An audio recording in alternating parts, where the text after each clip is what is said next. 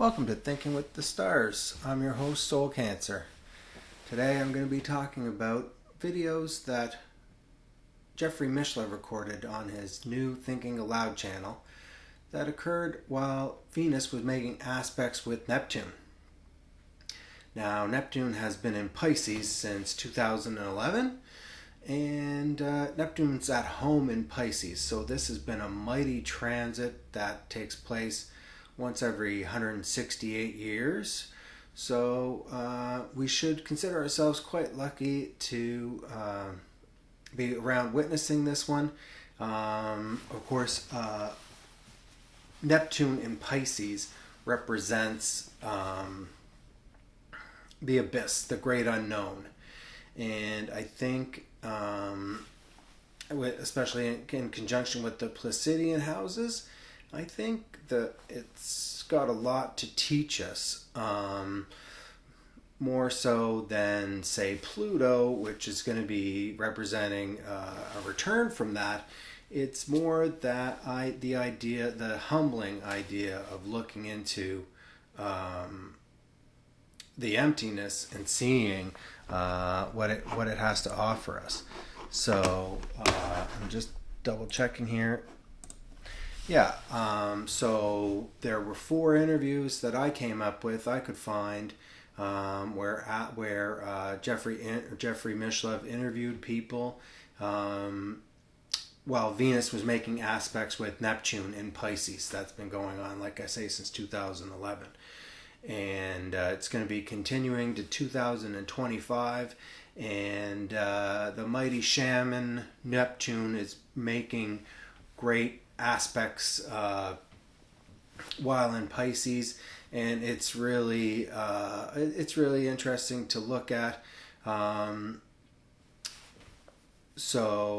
In the description for the video, I'll put the dates when these interviews occurred, but it's all been in the past couple years that I could find interviews where Venus was making aspects with Neptune and highlighting some really great ideas. So let's get right to it.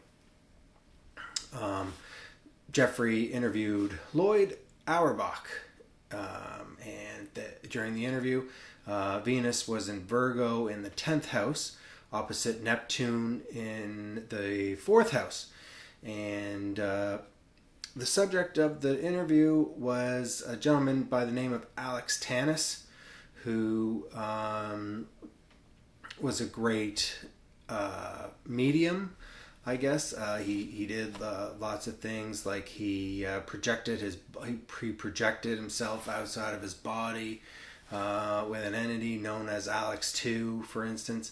But I guess talking about with Venus in Virgo opposite Neptune in Pisces, and the 10th house opposite Neptune in the 4th house, Venus in the 10th house.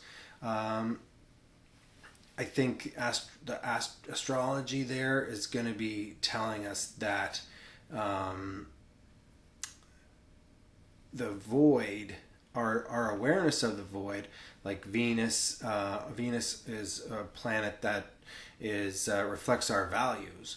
So our appreciation of the void is going to allow us to learn the lessons that were put on Earth to learn.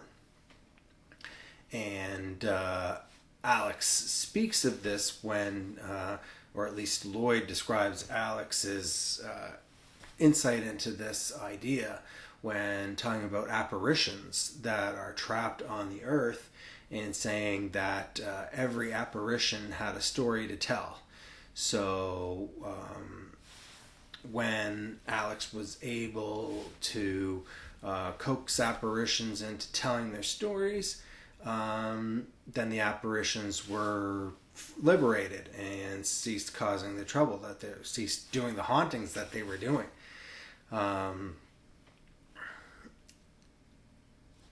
So I guess in a similar vein to this, the discussion with Karlene Strange, I guess the rejoinder there would be where she's able to, if we're talking about how Tanous can communicate with ghosts and trapped spirits and so on. Karlene Strange talks about communicating with animals. Her interview happened when Venus and Neptune were conjunct in Pisces in the 11th house. So with the 11th house, it's talking more so not only about our values and our relationships in relationship to the void, to nothingness. So our values in relationship to nothingness. But in the 11th house, that comes into play in terms of the interpersonal relationships of everybody. The way we're all interconnected in what people have called the collective consciousness, and how if that collective consciousness were to encounter a great abyss, a nothingness, and how would that shake out? What would be the result of that encounter? And Karlene Strange, in her interview, she actually had 3 interviews. One was called Animal Consciousness, one was called Communicating with Animals, and one was called The Moment of Death, I believe it was called. But where Tanous can communicate with spirits and apparitions, Karlene Strange claims she can communicate with animals that don't have language capability. And it seems that even though one aspect was an opposite with Neptune, the other, Venus was opposite Neptune when Tanous was interviewed, and Karlene Strange, when she was interviewed, Venus was conjunct with Neptune, and the ideas are world apart. So one is talking about communicating with ghosts and apparitions in the opposite, and in the conjunction, Karlene Strange is talking about communicating with animals. So you can see how how that difference might it might be expressed, or it might be meaningful, might mean something.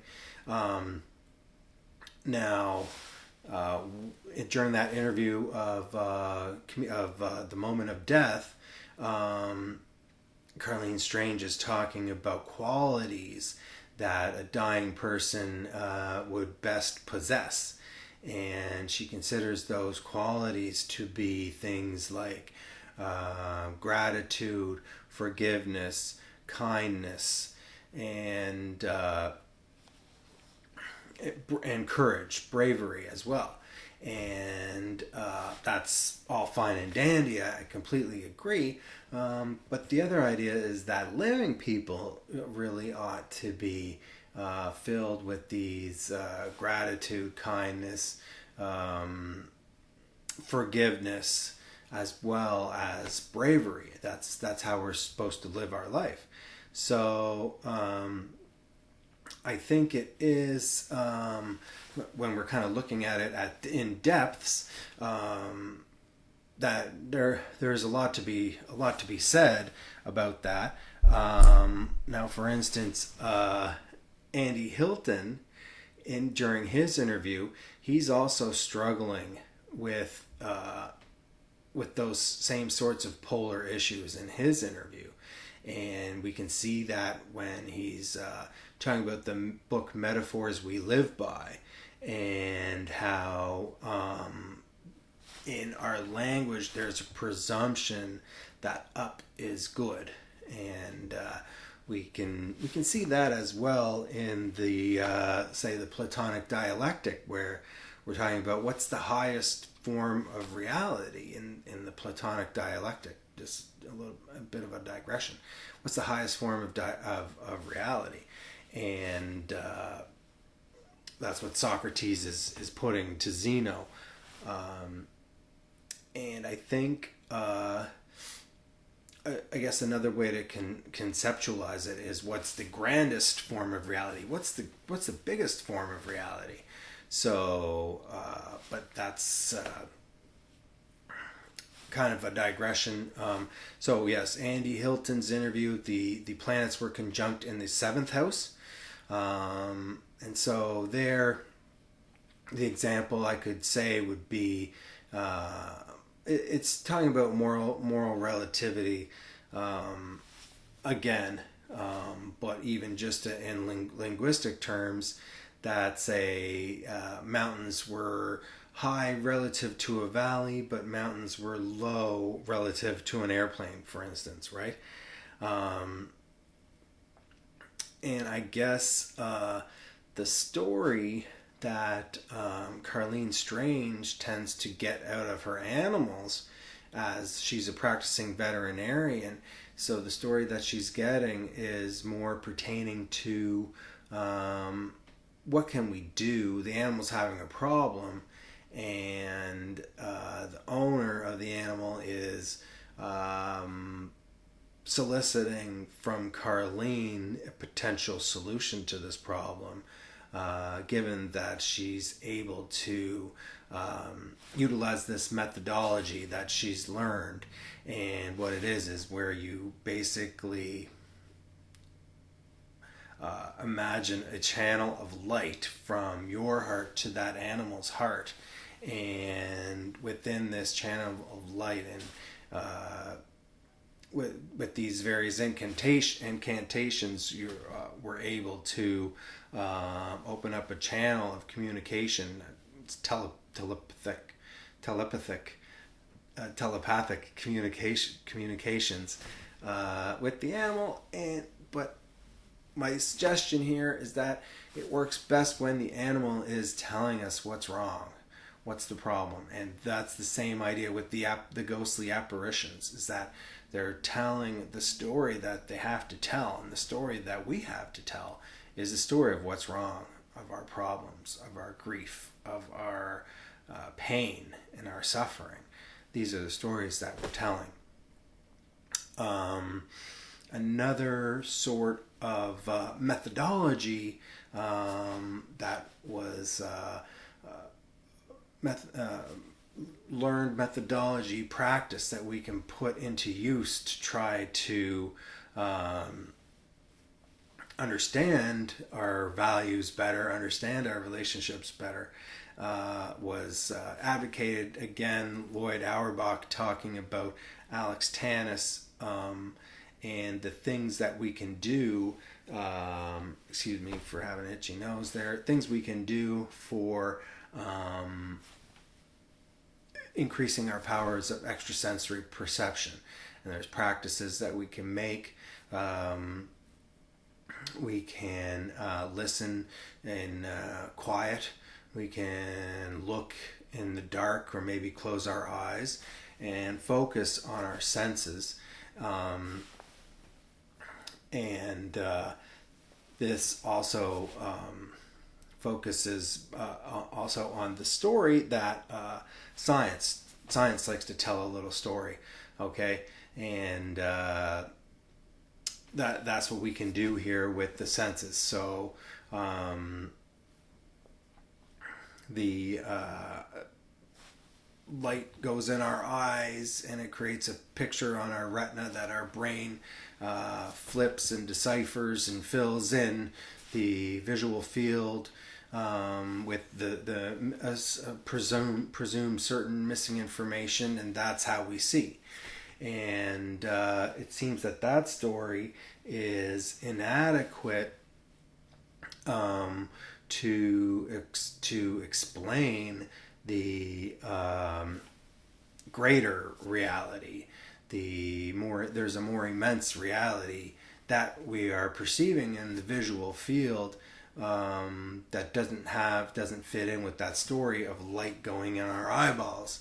And same with the air, movement of air going in our tympanic membrane, and causing vibrations that our brain interprets as sound. And when we listen to quiet, we can hear a greater reality than that expressed by the vibration of air perceived by. Although it is quite a remarkable achievement in material engineering, the human ear. I mean, it's really great. The cochlea,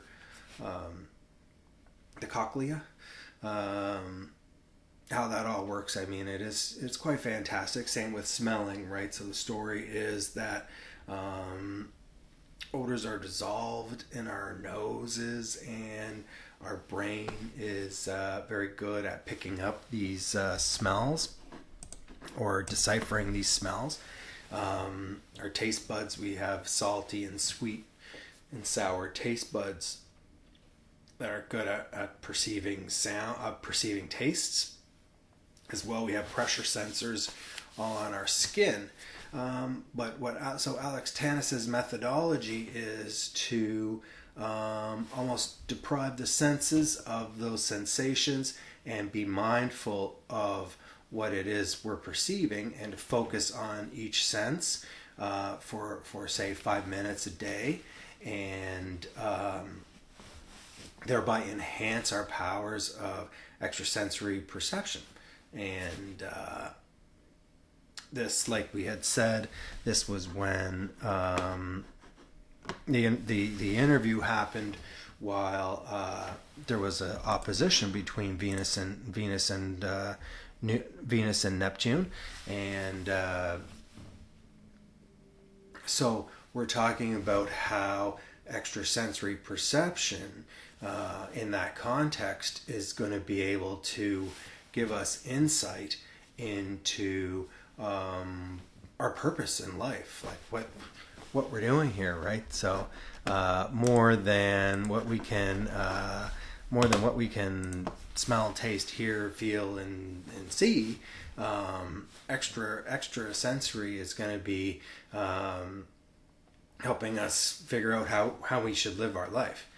Karlene Strange noted that there were several animals that had superior acuity to humans in certain aspects. So, for instance, bats and dolphins used sonar. Bears and dogs had superior olfactory senses. Eagles and owls had greater visual acuity. An octopus could shapeshift in response to its environment, as well as octopus and I guess chameleons change color in response to their environment. Beavers make dams. Prairie dogs had a complex language. Bees know how to count, and dolphins were compassionate towards other animals. Cats attacked prowlers, and a mama bear was known to hug a man who had saved her cub. Bernardo Kastrup, so this was the fourth interview that I found when Venus was making an aspect with Neptune. His interview was not an opposition or a conjunction, it was a square, so they were at a 90-degree angle. Venus was in Gemini in the 5th house, and Neptune was in Pisces in the 2nd house. So at one point during this interview, this is where Bernardo Kastrup is talking about Schopenhauer. Is it Michael Schopenhauer? I hope. Anyhow, and he scoffs at this idea that a thought takes place over a single synaptic cleft. So there's this neurotransmitter molecule jumping over a synaptic cleft, and that's what a thought is. And he's quite right in saying that a thought that has any meaningful thought would be a cluster of these molecular movements in the brain, right? And it's speaking here to this question of personal identity. So when we're looking at the void And I mean, it's interesting because Venus is in Gemini at this point. So to question, this aspect is going to raise these issues and saying, I mean, what is? So I think that a better taxonomy of ideas, rather than saying, a thought is an idea. We could say, well, no, a thought technically is going to be one of these molecular traverses over a synaptic cleft, and an idea is going to be maybe a combination of many concepts is going to be what an idea is. And these concepts have different aspects. Concepts can be chopped up into different little aspects of different ways of seeing these concepts, and it all comes together into a kind of a larger idea. And thoughts are more kind of closely related to consciousness. And so in terms of struggling with personal identity, like I have been known to do in previous videos, as well, Andy Hilton, he briefly, during his interview, which was called Initiation, or The Future of Initiation, I believe it was called, and he kind of runs down briefly the question of personal identity. But I mean, and that's what we're talking about with identity, is that yes, a thought is a molecule. So identity, thought, molecule, synaptic cleft, they identify with each other. And that's what a thought is. And is our identity can be as simple as one thought? No, but consciousness is an idea that as conscious awareness, maybe that's touching on better what our concept of identity could be, as opposed to thoughts. Now the main kind of, and we speak about this as well, and we know it's important, especially talking about personal identity, the idea of having a feedback loop. And so, yeah, this is great. The feedback loop, I kind of narrowed it down and saying, yes, like between our emotions and like those Berkeley researchers recently said we have 27 distinct emotions. And so the way we choose to feel, whether that's in response to our stimuli, or whether that's kind of like this divine, it's kind of like this divine, I mean, this is the interplay, the question between the moon in Cancer is our feelings, and then Neptune in Pisces is the great void. So we're saying how much does the void, the kind of vastness of the universe come into play when we don't understand our feelings. And the feedback loop that we're trying to develop is with the mental. So the Mercury and Gemini piece, where I'm able to decipher, okay, this could be the reason for my feelings. And of course, with fear, it's always a case of, maybe not always a case, but I'm scared of what I don't know. I'm paranoid about what I don't know, right? So, good luck in having our feedback loop that is able to help us with that. But I guess what the feedback loop would be able to help us with is for when we understand why we're having negative feelings, and the steps that we can make in order to improve our circumstances so that we're feeling better. Whether that's ever successful or not, I don't know. But as we're saying, with going back to the opposition between Venus and Pisces, where Venus was in Virgo, and saying, okay, trying to uncover our purpose in life. Well, our story is about pain. And when we can't tell our story about pain, then we have potential for not learning the lessons that we're supposed to in our life.